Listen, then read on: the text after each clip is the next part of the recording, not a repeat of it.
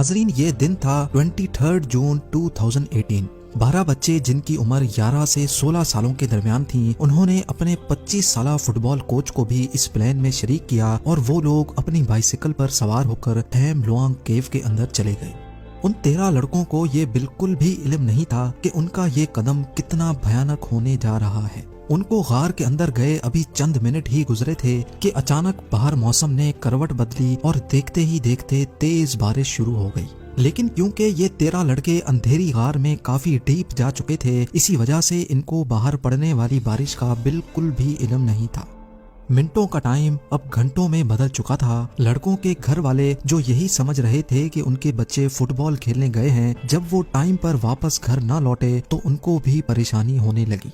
गार के अंदर मोबाइल नेटवर्क्स ना होने की वजह से अब ना तो उन 13 लड़कों से कांटेक्ट हो पा रहा था और ना ही किसी को ये मालूम था कि वो इस वक्त किस जगह मौजूद हैं।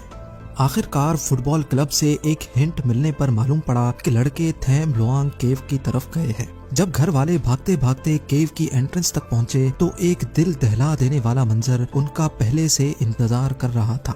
यह देखा गया कि केव की एंट्रेंस पर फुटबॉल प्लेयर्स की साइकिल्स और उनका कुछ सामान तो पड़ा है, लेकिन उनके बच्चों का नामो निशान कहीं पे भी नहीं है। अभी पेरेंट्स ये धचका बर्दाश्त ही कर रहे थे कि उनको एक और मंजर ने हिला कर रख दिया। जी हाँ, शदीद बारिश की वजह से केव के अंदर धड़ाधड़ पानी जा रहा था, जो कि वाकई एक बहुत खतरनाक सिग्नल था। बात अब यहाँ तक पहुँच चुकी थी कि रेस्क्यू टीम भी वहाँ तक पहुँच गई और उन्होंने आते साथ ही गार के अंदर जाने का फैसला किया। गार के अंदर हर जगह पानी भरता जा रहा था और सोने पे सुहागा अंदर घुटन की वजह से सांस लेने में भी काफी मुश्किल हो रही थी।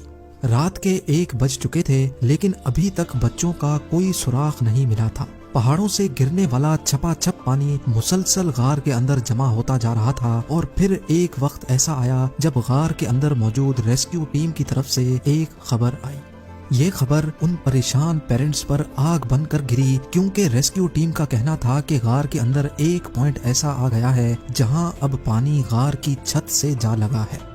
ज्यादा इक्विपमेंट ना होने की वजह से रेस्क्यू ऑपरेशन को फिलहाल यहीं रोकना पड़ा। यानी ये बात कंफर्म हो चुकी थी कि अगर वो 13 फुटबॉल प्लेयर्स गार के अंदर अभी तक जिंदा हैं तो उनको ये रात अकेले ही गुजारनी पड़ेगी।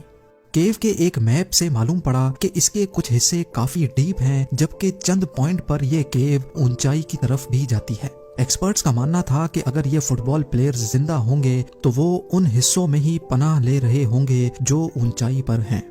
सारी रात गार के अंदर पानी का लेवल बढ़ता ही चला जा रहा था। सुबह होने से पहले ही रेस्क्यू टीम ने सबसे पहले गार से पानी का लेवल कम करने के लिए हैवी ड्यूटी पंप्स लगा दिए, लेकिन सबको सिर्फ एक ही सवाल तंग कर रहा था कि अगर वो 13 लड़के अभी तक जिंदा हैं तो उन तक पहुंचा कैसे जाए।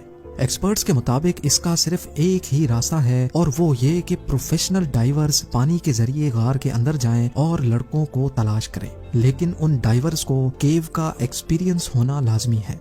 इस मिशन को अंजाम देने के लिए थाई नेवी ने अपने कमांडोज रेडी किए, जिनको अंडर वाटर मिशंस का काफी एक्सपीरियंस था।